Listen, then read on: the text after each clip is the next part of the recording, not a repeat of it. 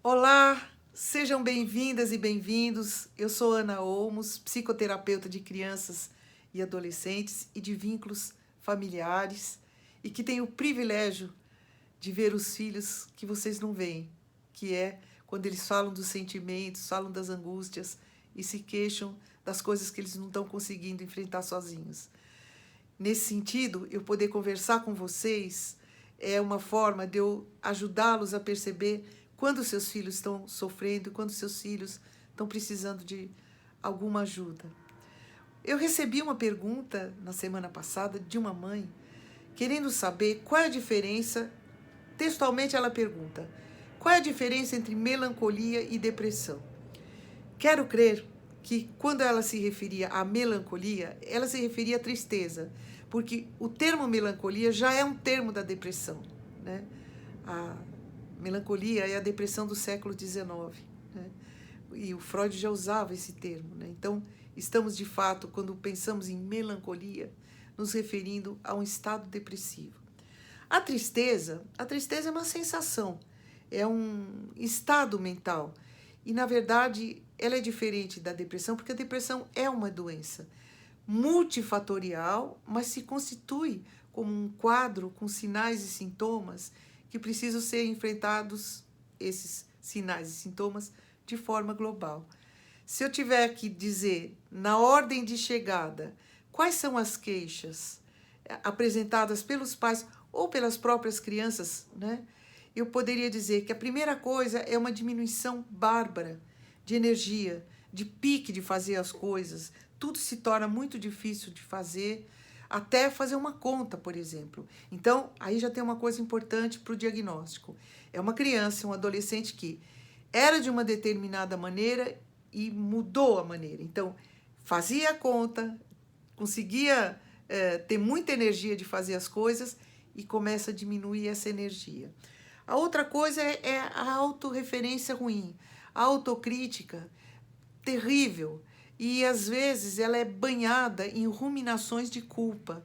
É muito frequente, a culpa é minha, eu não sou amável, mas quem é que vai amar alguém como eu, né? Então é uma crítica de si mesma, mas banhada em culpa, né? E essa coisa de ficar ruminando e não conseguindo sair dessa circuitaria. A outra coisa é uma alteração de sono, ou muito sono, ou uma insônia que pode aparecer como dificuldade de dormir, ou acordar no meio da noite, ou ter um despertar precoce, desde que não era assim e começou a ser, né? Houve uma mudança no padrão da alimentação e uma mudança no padrão do sono. Dor no corpo, difusa, e é interessante que no cérebro, o centro da dor é próximo ao centro do humor. E a depressão é um transtorno de humor. Uma diminuição de interesse, de vontade, de desejo mesmo, de fazer as coisas, né? De estar com as pessoas. Então, muitas vezes eram adolescentes cheios de vida, com muitos amigos, e isso tudo começa a diminuir porque eles começam a se sentir isolados, distanciados, alienados. Eles vão se sentindo não conectados e sem se relacionarem, como se o mundo ocorresse lá fora e eles aqui.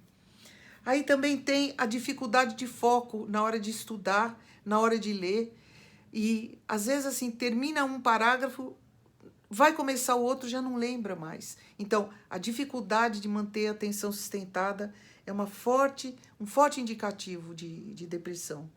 E, finalmente, angústia, que é a melancolia, que é ter uma lente que vê tudo feio, tudo negro, tudo ruim, tudo sem esperança. É, de fato, como se houvesse uma nuvem, né, que vai acompanhando e que cobre o rosto, uma lente que não dá esperança, que não consegue ver saída para nada.